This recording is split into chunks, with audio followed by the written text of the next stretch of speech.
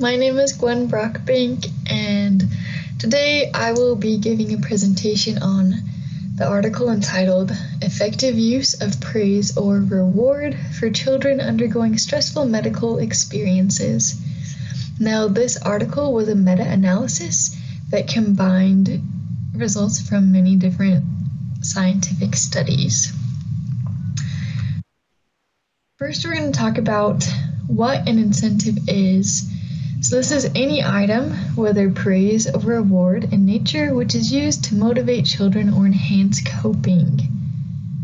And both praise and reward obviously fall under the category of an incentive. A reward is going to be a tangible item that serves as an extrinsic motivator or prize, such as a small toy.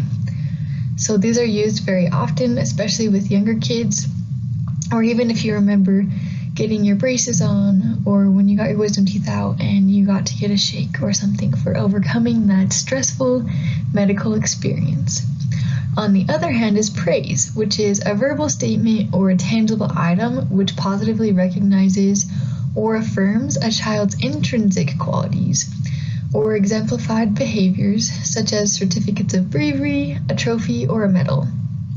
So the difference here is we're focusing on the inside motivation or the outside motivation. And neither one is better or worse than the other. They both have benefits and they need to be used individualized to that specific child. So whether that child is in need of something motivating them to receive a certain object or reward, or if they are trying to build their self-esteem or how they feel about themselves. So the first thing that we need to remember about praise and rewards is that they must be in a systematic approach. And this basically means you need to have it planned out. That's the first step. Is that when you're going to give a reward to a child, you need to make sure you're not coming up with it on the spot. This needs to be something that was determined beforehand, so you know exactly what you're going to be promising them. This leads into the next step, which is to have consistency among staff members. And so a lot of different hospitals will have incentives or programs already in place that everyone will follow. For example, my brother worked for a dentist and they had like a prize basket that each child would get a prize after they finished their teeth cleaning. Now, everyone who worked at this dental practice with him knew that the prize would come after the dental cleaning happened, so they could all cooperate and work together. And the most important part is to follow through. So once you promise a child something, you need to make sure that you actually give them what you promised them. So going back to the dental practice example, you need to tell the child that once they finish their dental cleaning or their teeth cleaning, that they will receive a sticker. And then at the end, you will give them that said sticker. Interestingly, is that incentives actually help lower the distress that children experience. In one of the studies, it talked about bone marrow aspirations, and there's different things that people will do. So they tested people who were given a sedative called Valium. There were people who didn't receive any intervention, and then there were also children who received this praise or tangible reward. And the result of the study showed that those who received the tangible reward or the praise actually did better and had less distress than those who had the sedative or no intervention at all.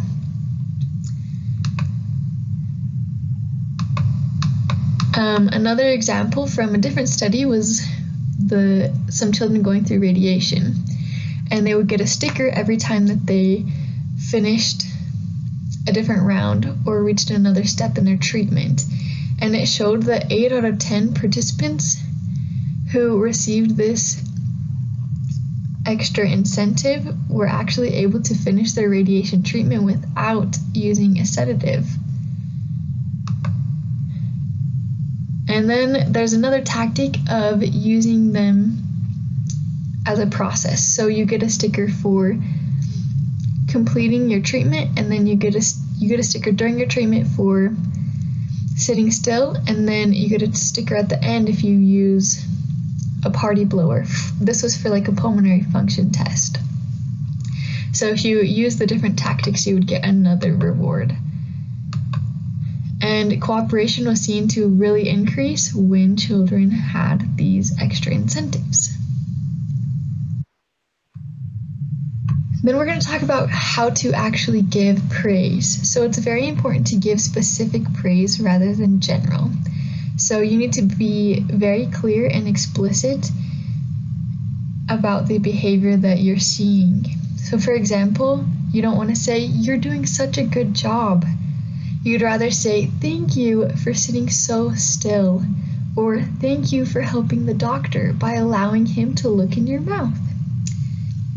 You want to let the child know exactly what behavior they're doing and why it's correct. You also want to be contingent, so you need to be commenting on the behavior that is currently happening. So you don't want to comment on the behavior that they did beforehand or something that's expected later. You want to be telling them how what they're doing right now is important and correct.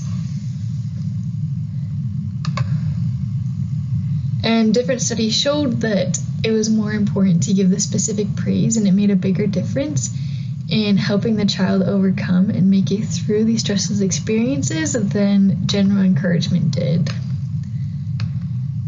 It also showed that with venipuncture, we talked about this a few weeks ago, that a child cried less and was in less distress when they were receiving specific praise during their treatment. It's also very important that you validate the child's behavior. You need to tell them specifically, once again, that what they're doing is correct. Next up we have is the verbal contract. So this is going to be the actual interaction that you're having with the child in preparation for their stressful medical experience. So first off, you need to tell them what the reward will be, and then you need to tell them how they can earn it, or more specifically, the behavior they need to demonstrate in order to receive this. Once again, going back to the dental practice example, telling them beforehand that they can earn a sticker, and that in order to earn the sticker, they need to sit still in the chair and open their mouth for the dentist, possibly not cry, different things. And we're going to talk a little bit more in depth about this verbal contract that you're going to make with the child. So first, you need to discuss beforehand with the child what is going to happen, and you need the reward that they can receive. And next is to define the expected behavior. So you need to tell them exactly what you're wanting from them. For example, your job is to hold your hand still. Very simple, very basic, and easy for them to understand. Then in the next step, the adult is going to set the child up for success. So this is when you would give clear boundaries.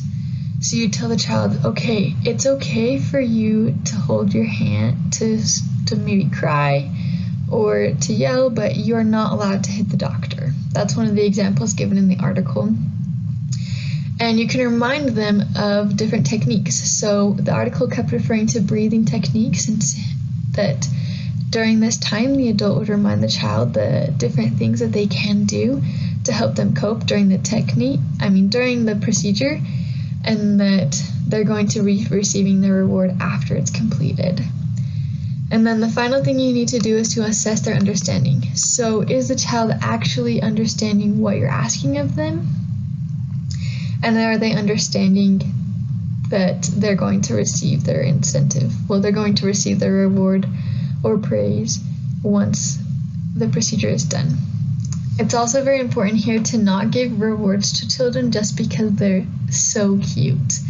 That can be kind of tempting for people, or even wanting to give a younger sibling a prize or a reward as well. But it's important for the child to understand that they're receiving this incentive because of how they behaved. So a lot of the results showed that These incentives were able to help kids with an uncooperative history to actually become more cooperative and to have better behavior in these stressful medical experiences.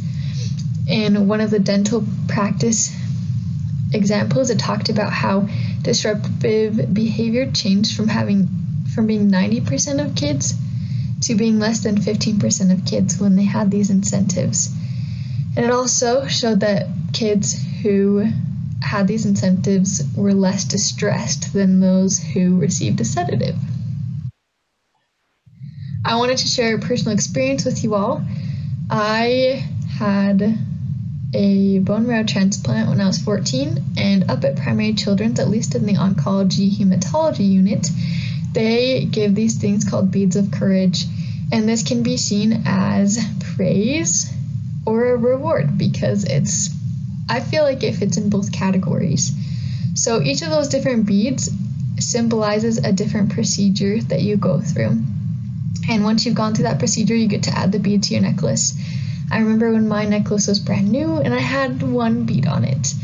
And as you can see in the final picture on the right, I had to actually get 2 strings, and there's kids I've seen with tons and tons of strings showing all the different things that they've gone through. And this is one awesome way to show the praise, like to praise children for overcoming these different things and to show how much they've gone through. And I just think it's a great way to help kids see how far they've come in their journey and to remember. In conclusion, praise and rewards need to be systematic and planned. So with the bead example, that's something that's very general for the whole hospital. Everybody knows what goes on, how to do it, where the beads are, and that kids get those beads once they complete their different treatments. Praise needs to be very specific. So you would say, you're doing a great job holding your arm still, versus you're doing a good job. You want to let the child know specifically what they're doing correctly. And praise and rewards are most effective when they are discussed with the child before the stressful healthcare experience. So you want to set that expectation beforehand so you don't just spring it on them at the last minute. I'm really grateful for the opportunity to have read this article and to learn so much about praise and rewards and how important and impactful they can be in a child's medical experience.